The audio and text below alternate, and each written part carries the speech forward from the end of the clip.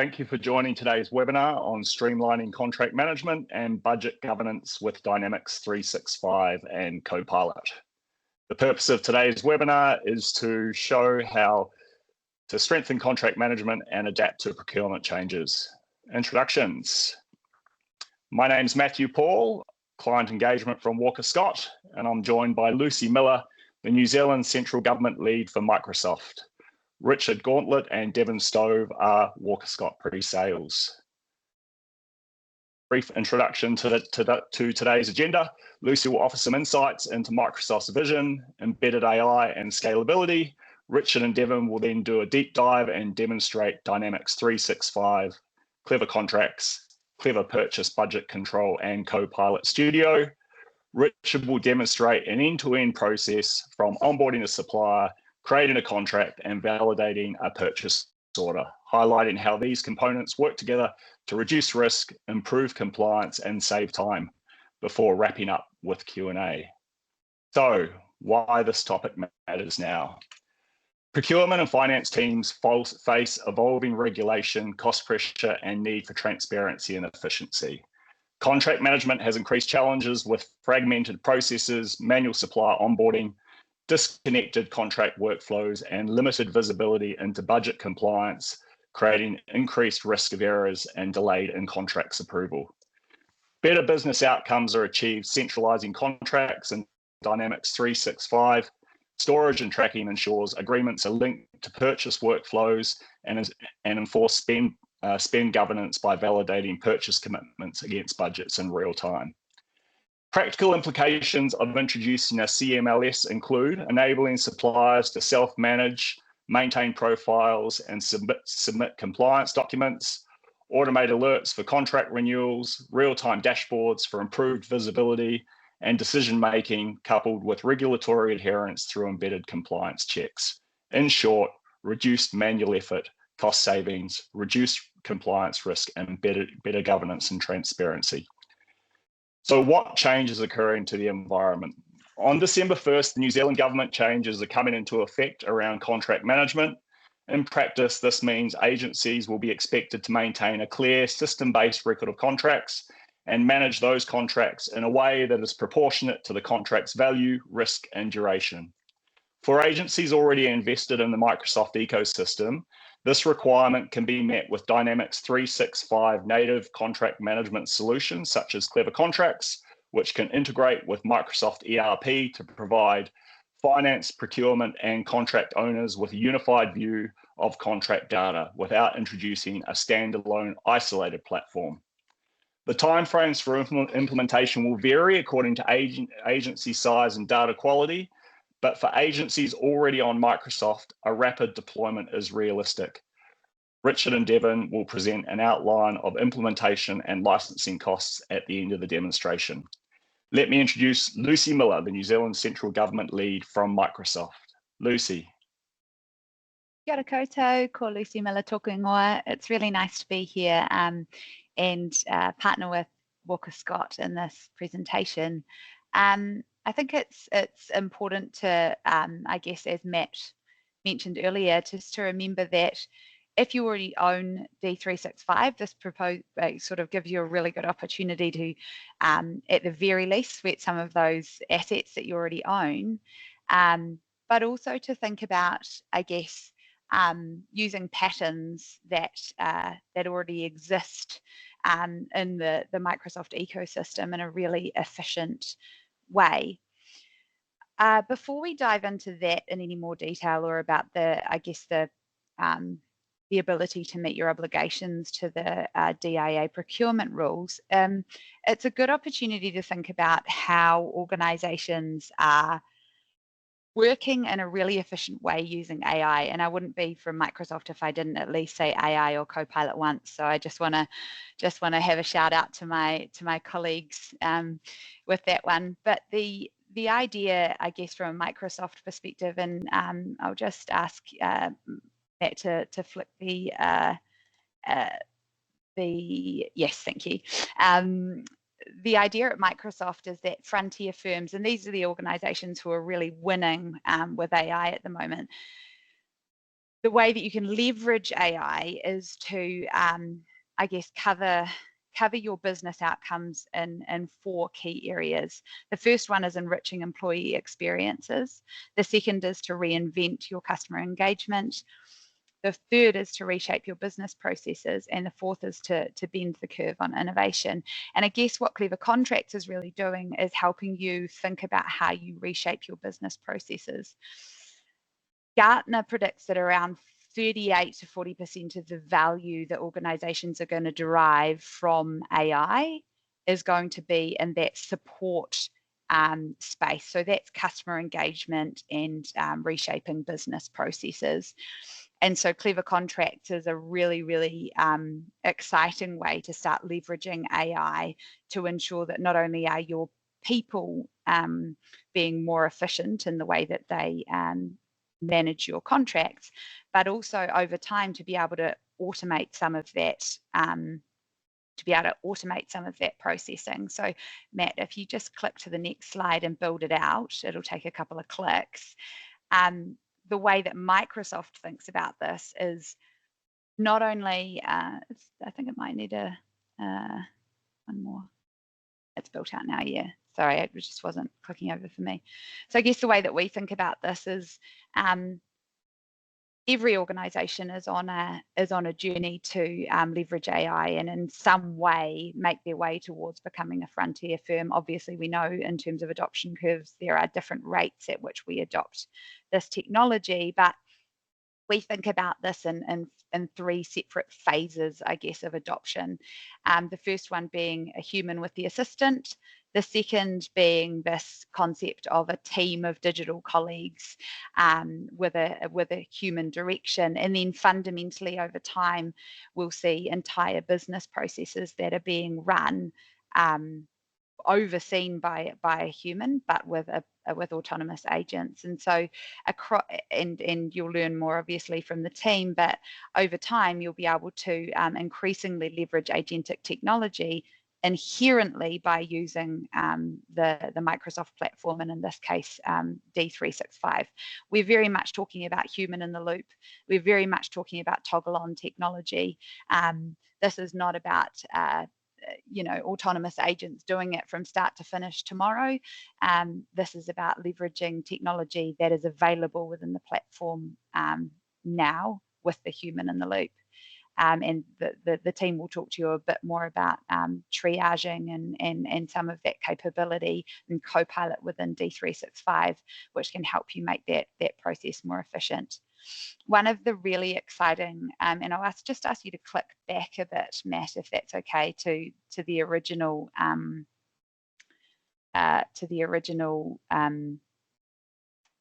agenda that I was sort of anchoring towards. One of the exciting, just sort of one more, sorry. Yeah, I guess we've talked a little bit about how Copilot is embedded in D365 and that Klevr Contracts leverages that. But if D365 exists in your organization, you're automatically able to take advantage of all the security and governance work that you would have done to set it up in the first place. And again, as I mentioned at the beginning, sweat that platform to its full potential by deploying pre-configured fast time to value solutions like Klevr Contracts, and therefore increase your ROI. The patterns that they've come up with Klevr Contracts are actually very transferable. Obviously, we know that Walker Scott is capable of delivering solutions in the grants management space, but you could even think about how patterns like this are transferable to other processes, making them really manageable and scalable. Think about any kind of inquiry that's coming in.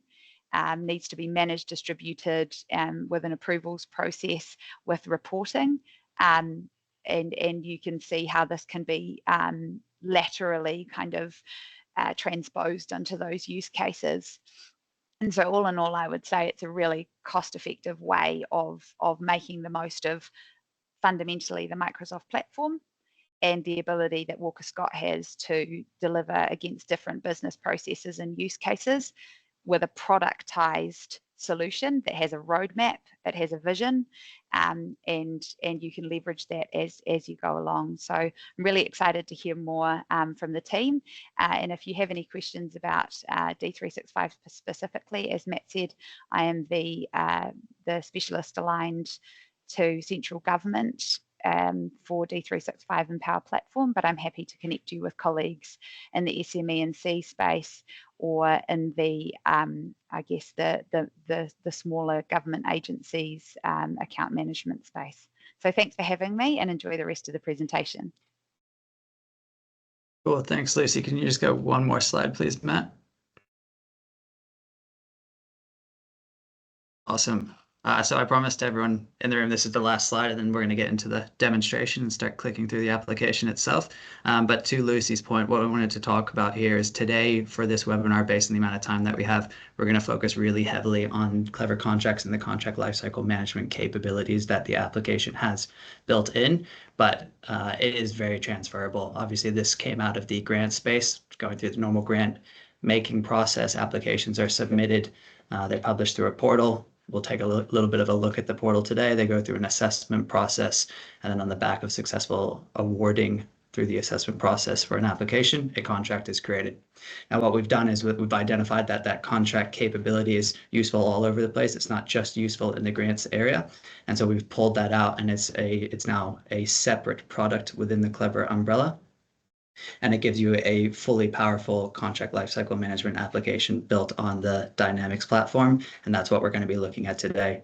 Another really important piece of this is that AI embedded in multiple areas in the system. You can see the different kinds of touch points where AI has been built into the product. A lot of this AI capability, kind of a buzzword at the moment, obviously, but it is quite scary to think about the AI and all of the capabilities that it has in there. There are some really cool AI functionality that Microsoft is investing incredibly heavily into. You look at the sales order agent within Business Central and the kind of capabilities that that has. However, AI can also be really useful for kind of point targeted pieces within the solution. And we'll take a look at one of those today, where during the contract setup, we can use AI to run over the information that's stored on that contract record and flag any violations that there might be with your normal standard legal requirements with your contracts with your suppliers.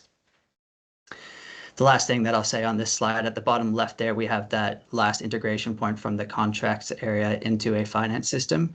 Really important to understand and mention that we have patterned integration from Klevr Contracts as an application that can go to any finance system. So obviously there's two finance systems within the Microsoft ecosystem. There's Business Central, which is the one that we're going to be looking at today. And in this case, we're going to be leveraging some additional IP that Walker Scott has built with purchasing budgeting controls that we're integrating from our contract space into Business Central. But we could also just as easily integrate to F&O, which is Microsoft's big brother in the ERP space, or any other finance system that's in use. So with that being said, I will take the screen, Matt, if that's okay. If someone can just give me a yes when that's up on screen. Yep. Awesome. So some of you may be familiar with this. This is our first look at the Klevr Contracts application.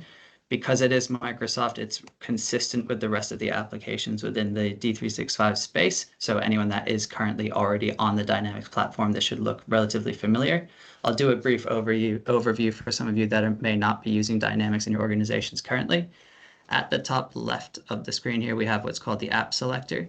But essentially, this gives me the ability to dive into different applications. One really important kind of solution architecture thing to understand about Dynamics is all of the applications in your customer engagement or CRM space are built on top of the same Dataverse.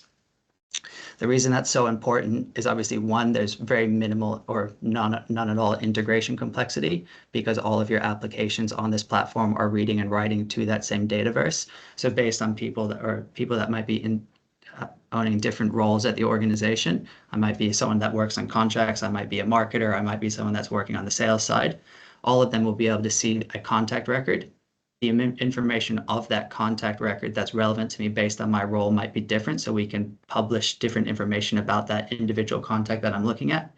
But I'm no matter what, I'm talking to that same contact record. So really important, all your data is real time. It's synchronized across your applications. On the left side of the screen here, we have what's called the sitemap over here. And this is how we give users a very intuitive navigation around the application. Now, like everything within D365, this is highly configurable, so we can certainly update this sitemap. What we want to focus on, though, is we want this to be as easy for users to navigate around the application. We want those high touch point areas, such as the activities that I need to do, any approvals that I need to do, to be front and center on the application. So as soon as I log in, I can quickly get to the areas that I'm typically going to be working in. If I drop down to the bottom here and click in the area selector, things like settings, where I might be doing my approval configuration, where I might set up different groups of approval users based on things like the contract amount, the department. I would put that in my settings area where it's something that I will set up. I might be updating that every now and then, but it's not going to receive heavy usage, so we don't need that to be front and center on the sitemap with the application itself. Last couple of things we'll talk about on the right side, once again, because it is Microsoft, it has that inbuilt native integration to all of the productivity applications. So if I click this, I'm going to see that I have bi-directional integration to my Teams application. So I can open that up and I can start to have communications with my fellow employees, either using regular Teams or we have a special functionality called connected chats, which we'll talk through in a little bit. And you also have that same capability out of Outlook, that bi-directional integration, where you can store emails directly from your Outlook against related records within Dynamics. Now, right in the middle of the screen, we'll make that a little bit bigger. We'll give ourselves some more real estate. We have what's called a dashboard. Now, dashboarding really important within the Dynamics space. There's tons of reporting capabilities and tools. Typically, reporting is an area that's quite specialized to each organization. So full transparency, we don't invest a ton in dashboards as part of product, just because every organization wants to report slightly differently based on the way they operate. However, because we are on the Dynamics platform, it is incredibly easy to create dashboards on the system once that data resides within your database. So this is a really quick contracts dashboard that I've put together for this webinar. Here on the left side, we can see our application rounds. So if we are doing a proper RFP process, which is capability within this application, then I can see the different rounds that are going through, the different RFPs being submitted and the statuses. On the right side, I can see my supplier risk status. So suppliers that have been onboarded into the application, we're now flagging those by risk and by type, whether it's a contractor, a customer, or a partner. In the middle of the screen, we have a list view of all of our contracts, and we can decide which columns we want to pull from those contract records and put on the system. And then we have some really nice views at the bottom. Here I can see a list of overdue milestones, so we can manage by exception. We can front that information directly to employees. So once they log into the system, they have very easy visibility about anything that they need to address immediately. And on the right side, we have some KPI measures that we'll talk through in a little bit. Now, one last thing, I'll jump back over here for 1 second. Activities are also really important within CRM. And so here I have the ability, I'm currently logged into the system as a user named Sophie Arden. And here I can see all of the different activities, their due dates, the priority level of the items that Sophie needs to complete. Obviously, by looking at this list, she's got a fair bit to do today. So I'm going to jump back to our contracts dashboard, and we're going to take our first look at a contract within the system. Now, what we're currently looking at is a contract for a finance system implementation.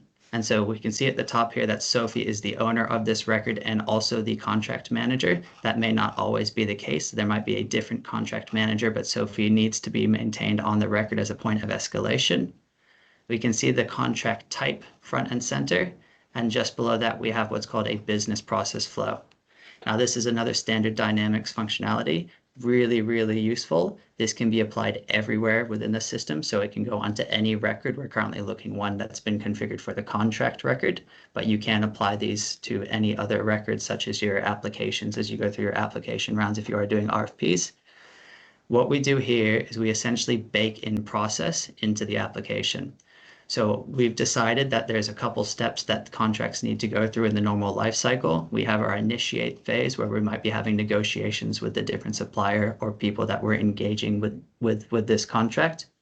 We then make sure that we're setting up our financials. There then may be that conditional approval capability. And once again, that approval might have multiple steps. And that approval can be based on things like the contract amount that we have on the screen here. It might be based on the department that we see here. It might be based on who the contract manager is. So really easy to control the level of approval, the process of the approval, so the priority order of who needs to approve. And then once we do have our final setup, we can then move across to the monitor phase where we can then work through the execution of that contract. Now on the left side of the screen here, we have some contract details. Moving down here, I can see things like a code, so I can easily find this contract in the system. We have an extended number. I have the account that the account, which is the organization that we're partnering with on this contract. I have a key contact, so if we do have any automated notifications that are getting fired out through the system, I can see those there. And then a high-level description and an external reference. This external reference is really useful because we have the ability as part of that patterned integration to send the details of this contract across, and then we can write back the reference code that is used in that external system so that it's easily accessible and visible to users. So as Sophie receives a call from another department that works in a different system and wants to talk to Sophie about this contract, they can give Sophie their external reference code, and Sophie can then quickly find that contract within her system. In the middle of the screen here, we have the finance area, so things like the contract amount, and then we can divide that by the annual amount, which is a calculated field based on the key dates that have been entered onto the right. And then we have the contract document, so we have the ability to pull that contract record at any time if we want to take a look at what that contract actually looks like. Scrolling down the screen, I have our categorization area.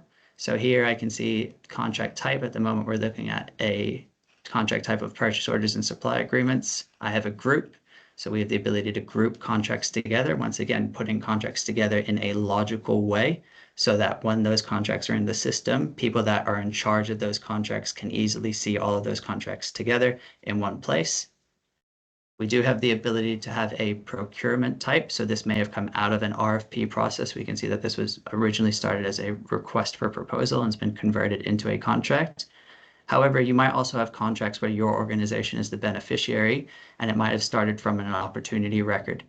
In both these cases, this gives us the ability, leveraging Power Automate and all of the Power Platform capabilities, to pre-populate information on this contract record based on an upstream record.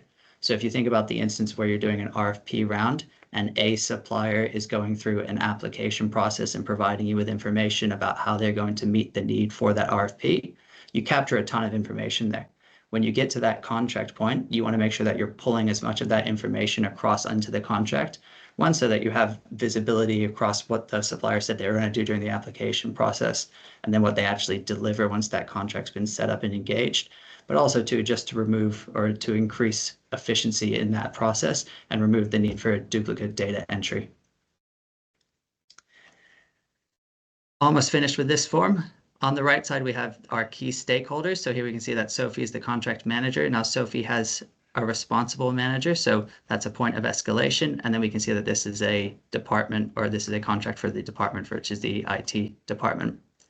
Now on the right side, we have a contract performance. Now this is one of those areas where a very point in time AI functionality can help. And so leveraging Copilot Studio and all of the native connectors that Microsoft gives us under the hood, we can quite easily have the ability for a trigger point, whether it's scheduled or automated, to run, review all of the details on this contract, such as the milestones, any risk registries, which we'll talk to in a little bit. And then it can populate that as a RAG status with some visual cues where I can see that this is a high risk contract and we can give it a 1 out of 10 because of the level of risk. Now, as mentioned before, we want to make sure that we're taking organizations along the journey in this AI space. And so we don't necessarily need to get to that full point of automation. A lot of times we need to walk, then crawl, then run. So in the meantime, this information is still very useful. And as the contract manager, Sophie, it's possible that she's just going to go in and manually maintain that for now. So we're going to give Sophie that ability to go into the system and manually upload the contract RAG status based on the execution of that contract. And then she can do all of the reporting escalations that she needs to do around this status as well.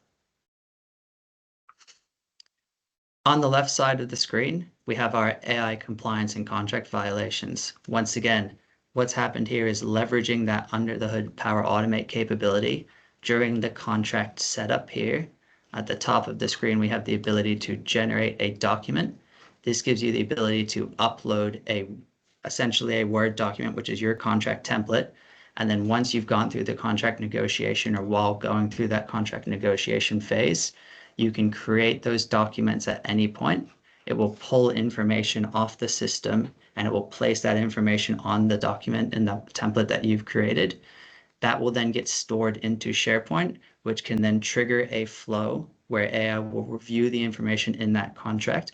It can then compare that against information that you might have in a SharePoint or in another document in a specific location that outlines the legal compliance rules that suppliers must meet in regards to this contract, maybe based on the type of contract, the department. And then we can immediately flag any violations that it finds on the contract here so that you can address those as part of that negotiation process. Now moving across the top of the screen, I'm going to jump into the Activities tab. Once again, another really nice area given to us from Microsoft. This applies all over. So once again, all the records similar to the BPF. I can see this timeline across all of those. And what this gives me is essentially it gives me a history of all of the correspondence and activities that have happened in relation to this record.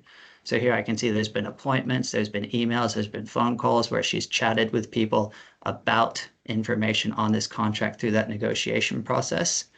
Another area where embedded AI really shines is it gives me the ability to quickly click that highlights as I did when I jumped onto this tab, and it will crawl through all of the information in the timeline, and it will present a really short and nice summary for me here.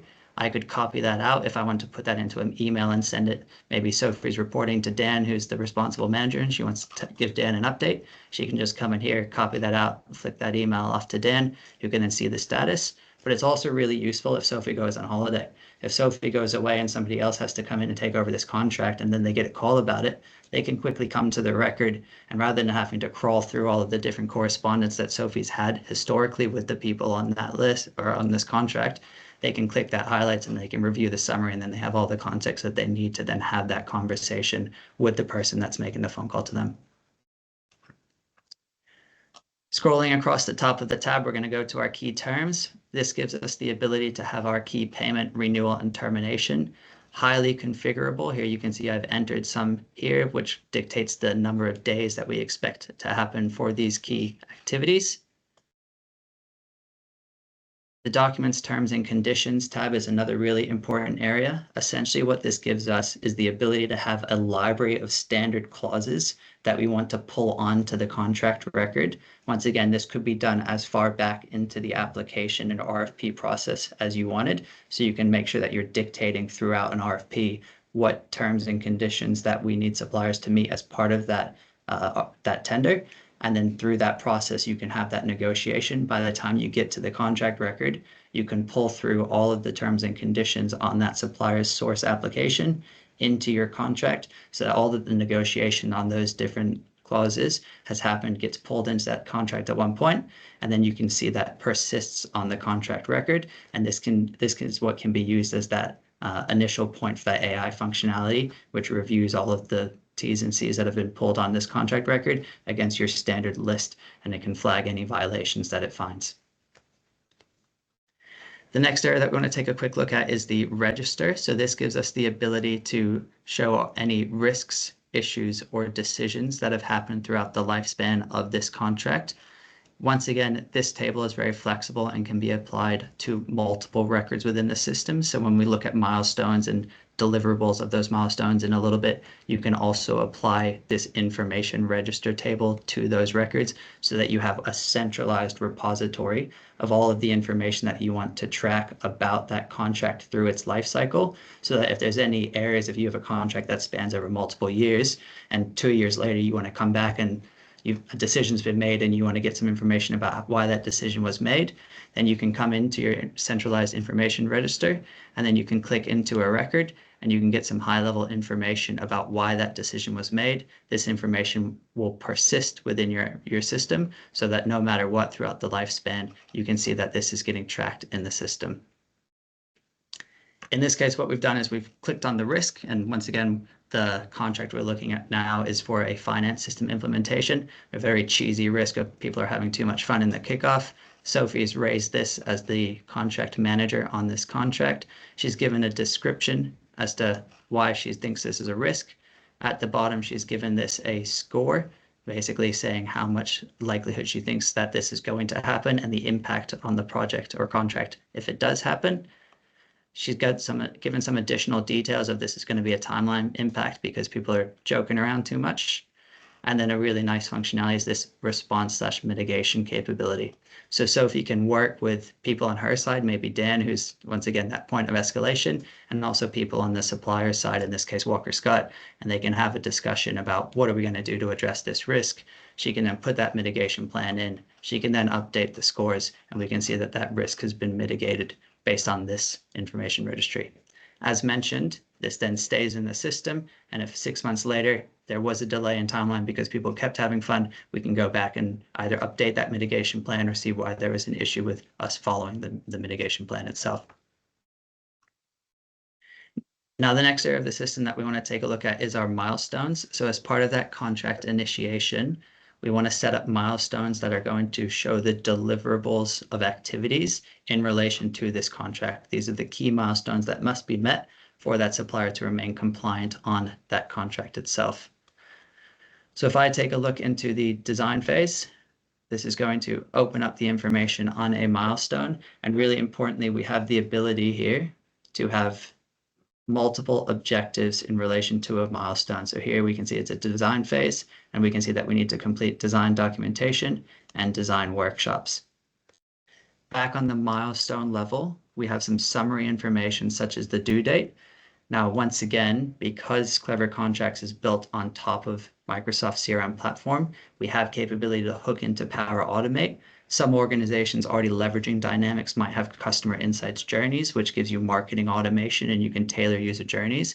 But anyone that leverages Klevr Contracts will have the ability either via Power Automate or via the marketing platform to send automated notifications based on things like key dates, risk points, escalations, risk scores, audits. And here we could have due dates here. Back on our dashboard, Sophie had the ability to see overall or overdue milestones. And then we might also make sure that we're doing automation around this, such as sending a notification to Sophie, maybe sending a notification to Dan, and also most likely sending notifications to external stakeholders, such as the project manager for the supplier, which is Walker Scott in this instance. Just a quick question in the chat, Richard. The ability to template milestones on contracts? Really good question. Very good question. So not only can you template milestones, you can also template entire contracts.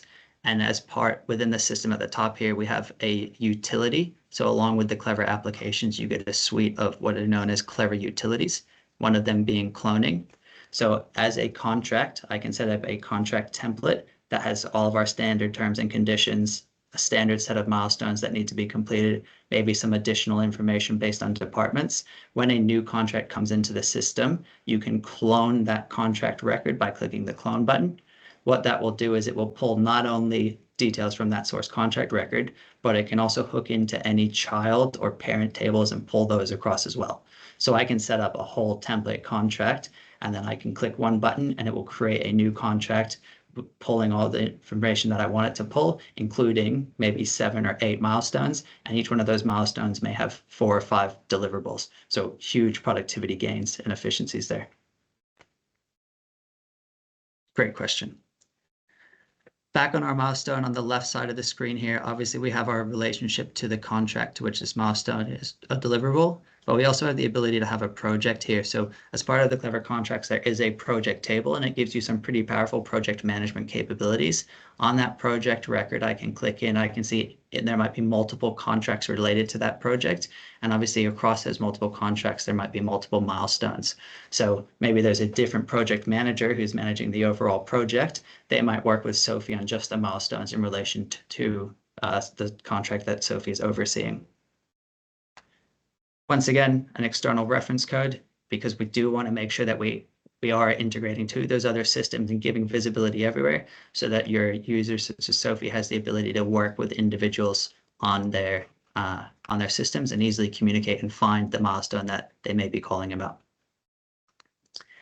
Now, I'm going to talk a little bit about finances at the end, but just quickly, I want to make sure that I point out that we have the ability to link transactions, which is essentially your line payments on contracts against a milestone.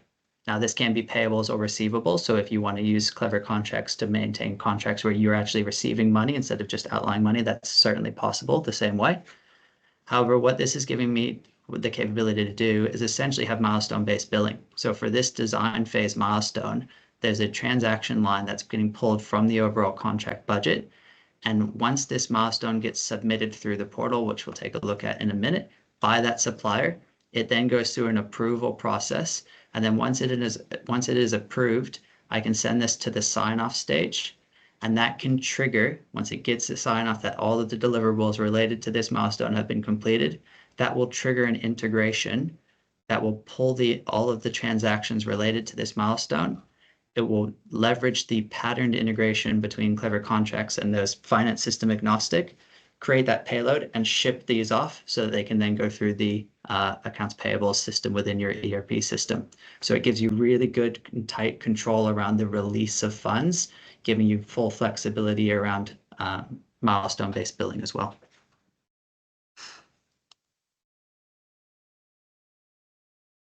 Cool, so I've jumped back to the contract tab. And the next thing that we want to take a look at is the KPIs. So KPIs incredibly important in the government space. Oftentimes organizations may be receiving money from the government and they need to prove how that money is being spent. But even if you're not necessarily doing this for an acquittal process, you also want to make sure that KPIs that were set up and negotiated as part of the contracts are being met. So within this contract, we can see that there's a couple of things that we're looking at. One is on time and on budget delivery. And we can see that we want a 94% delivery rate is what we're looking for here. And then we also want to make sure that we're leveraging AI-driven process efficiency. So essentially what this KPI is doing is as part of the application round where Walker Scott applied to be a supplier for the ERP transformation, they stated that they were going to be able to improve efficiency by 9,000 hours after the first year. And so here we can see our KPI measures. So Walker Scott claimed that they would be able to improve it by 9,000 over the first year. And so if we drive into this, we can actually see that they actually said they're going to go 6,000 after the first year. We've updated that target to be 9,000 because as part of the contract or project management, we can see that hours gains coming in every month. A report is put into the system of the amount of hours that the finance team thinks they're saving based on the AI capabilities that have been given to them with this system. We can see that on month 1, there was 640. As in month 2 and month 3, that number has gone up. As adoptions increased and people are leveraging the AI tools to do what they want to do, those numbers will increase. And so we've made an update to the KPI that we wanted to track. We do also have a target date, and we can see that the end date where this 9,000 needs to be met is 12/17/2026. And once again, we can use that to leverage that target date to have our key reports and those automated notifications to make sure that there's any concerns about meeting these KPIs, that we can make sure that we're doing escalation to try to preemptively address those and mitigate against that risk. So I'm just going to jump back into our contract record, and we're going to jump back to our milestone just so we can take a look at the design phase here. And what I really want to show is what this looks like from an external stakeholder. So I'm going to jump into the portal, and I've logged in as myself, Richard Gauntlet, and Richard Gauntlet works for Walker Scott. And what we're looking at here is an external stakeholder portal where users can go in, and really importantly, this portal is essentially another presentation layer of all of the data that you have within your Dataverse. So similar to the way that the app selector worked that I showed at the very beginning of this walkthrough, within the app selector, users can click in, and based on different roles and what they want to do at that time, I might go to the Klevr Contracts application. I might go to the marketing application. I might go to the sales application. And as mentioned, I'm touching the same data, but how that data is presented to me and the functionality that I have to interact with that data is different based on the application that I've selected. The Klevr portal is essentially the same thing, but to give this capability to external stakeholders. Richard Gauntlet is linked to a contact within Dataverse. Because you are publishing information to an external stakeholder, it is really important that security is tightly controlled. And so the Klevr portal has inbuilt security where access to data can be controlled by the web role that's associated to Richard's contact. And it is also controlled based on the relationships to Richard's contact. So Richard belongs to Walker Scott, the organization. So when I jump into the contracts area, Richard's only going to be able to see contracts between Walker Scott and the organization that Walker Scott's implementing this ERP system for. There'll be tons of other contracts in the system that we saw at that dashboard, but Richard doesn't see any of that information based on the role and the relationships to his contact record. Now within the portal, we have the ability to have pre-filtered lists, so Richard can see active contracts or any completed contracts. If I want to get some more information about this myself, I can click into this, and here is the contract page. As configurable as everything that we looked at in the CRM is, Klevr Portal is also highly configurable. It's exactly the same skill set. So if there's any appetite at your organization to kind of self-service and do CI/CD activities moving forwards, you can update this portal as much as you want to hide and show different information, or simply just change the layout. In this case, we can see scrolling down this contract, the project that it's related to, some summary information about this contract, such as the amount, the start, the end date. Richard could click this to pull down the contract record if he wanted to. Richard can see his draft milestones and any submitted milestones. You might have another pre-filtered list for overdue milestones if you wanted to. If he clicks into that design phase, then Richard can see all of the deliverables associated with this particular milestone. Any draft and submitted. And if I needed to submit this deliverable because this milestone due date is upcoming, I can click into that record. I could submit the answer, have we completed the documentation, and then I might also do the file upload to upload that documentation into the system as well. In regards to KPI tracking, there are some KPIs that you might want suppliers to upload information as part of that KPI tracking activity, but oftentimes you might not want them to upload information, but you do want to give them visibility so that the supplier can see how they're tracking in relation to that contract. So here we've also published the information around this KPI. Richard can select that, and then he can see the hours gained. You can drill down further if you wanted to see the measures and the monthly increments of how that overall total confirmed number is being calculated, and whether or not he's getting near that target of 9,000, which was the updated amount. Now, once again, Portal's highly extensible. So here we have the supplier self-service capability. So if you want to offload some administration overhead, you can expose supplier self-service capabilities through the portal. So Richard can log into the system and he can select supplier self-service, which will pull in information about his account. At the moment, Richard can see that Walker Scott's currently going through the onboarding progress from this progress visualization at the top. You can see some information. I might be able to update the contact details or the address details. I can see the payment details that we currently have on site. A really important piece of functionality we have is the key documents. Once again, because Klevr Contracts is built on the Microsoft ecosystem, that native integration with the rest of everything Microsoft comes out of the box. And so there's a native integration to leverage SharePoint as your document management system. Now, what we've done here, this tool gives you some additional flexibility and capability in regards to your documents. So here I can see that there's some additional metadata that's getting captured about the documents that have been uploaded to SharePoint in relation to Walker Scott, the organization, or maybe even just the contract that they were specifically working on. So here there's an ISO certification has been uploaded. We've captured the expiry date, and once again, leveraging AI, this can be done via simple OCR, so that when Richard uploads the ISO certification, this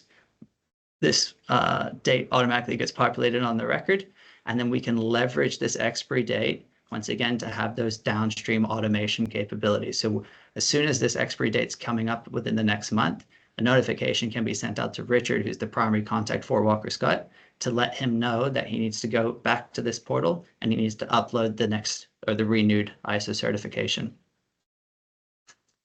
Then that will get stored in SharePoint for that cheaper document storage and also access controls.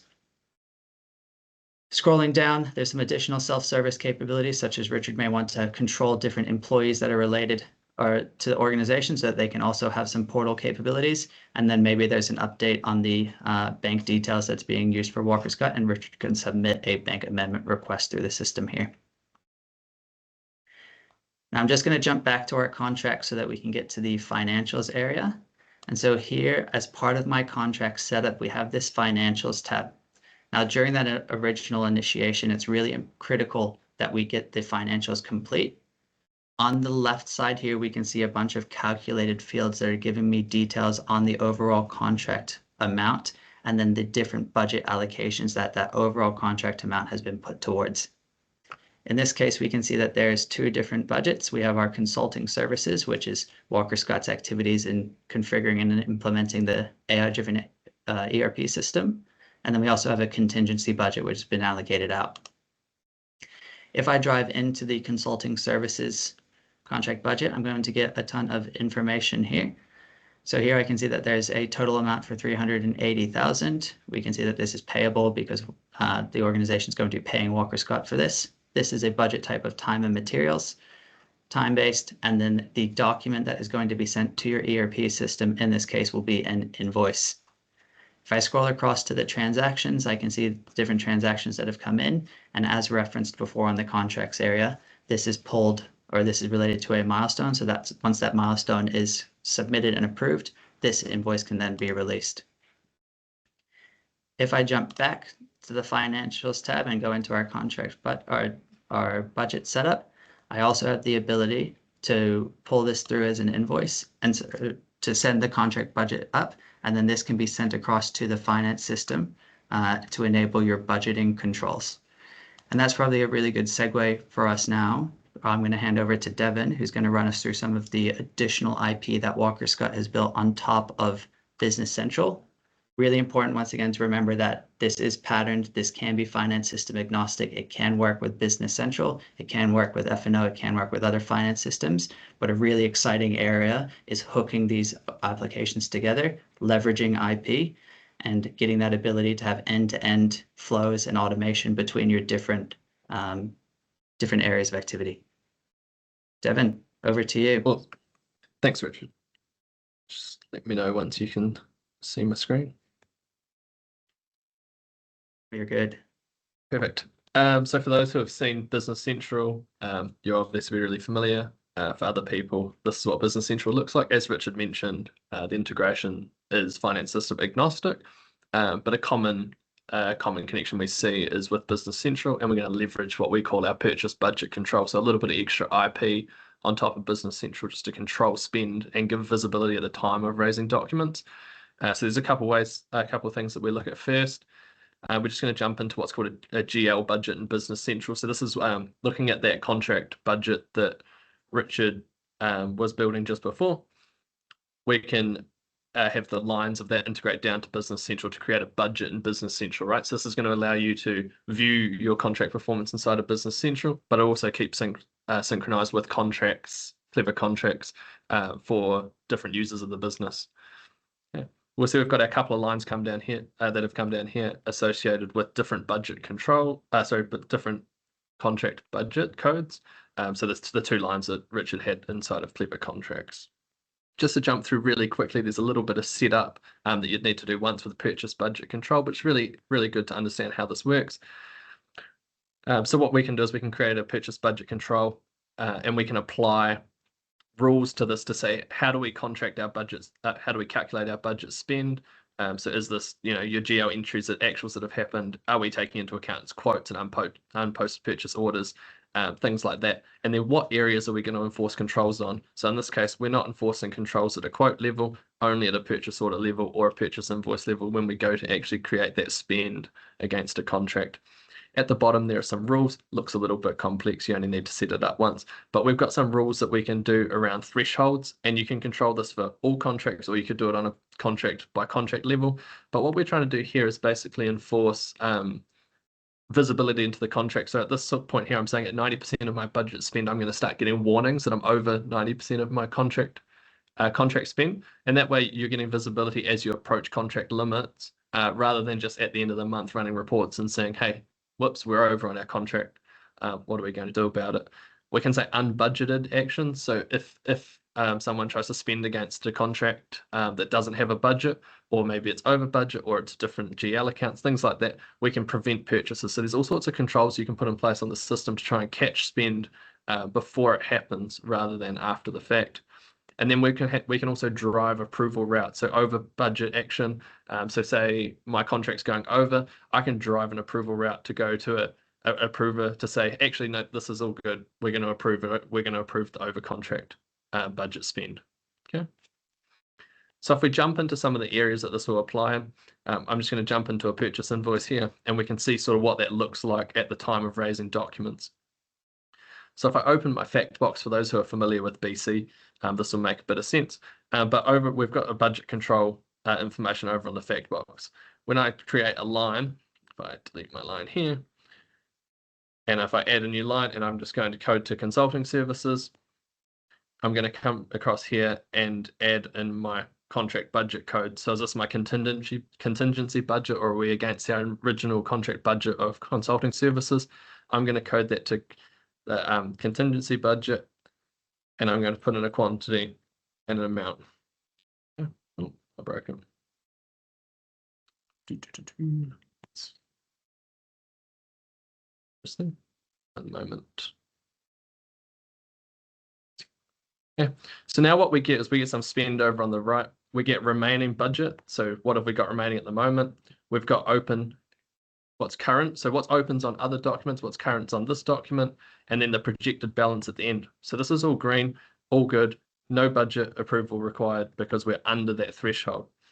If I was to knock this up to say 19,990, we're going to get a warning here that says this purchase is over the 90% budgeted amount. So now we're getting warnings at the time of entering documents. This could have come through OCR, many different ways to get into the system. But now we're getting warnings at time of spend. Okay, helps to drive sort of control and give you visibility early in the process. Okay? So over threshold. If I was to put in, say, 25,000, we're going to get a warning here that says that we've gone over our budget spend here. And then what that means is it's going to drive an approval flow. So now you'll see up the top, we require approval to action that document, minus 5,000 over on the right, and an over budget spend here. Okay. Just allows you to drive controls. When I post this invoice, it would flow back up to the Klevr contract system using business events between Business Central and Klevr Contracts. Similar concept with F&O, and then you'll get your contract performance inside of Klevr Contracts as well. So it's more about just closing out the loop on that contract and managing visibility through multiple systems where different people in the business might be working on it. Again, we can use this in multiple areas of the business. So purchase invoices or raising purchase orders, similar concept applies. If I open this purchase order here, we can put in our consulting services. I could code it to the other contract budget, so just my consulting services for the overall project, and raise a PO. One there, and say 50,000 here.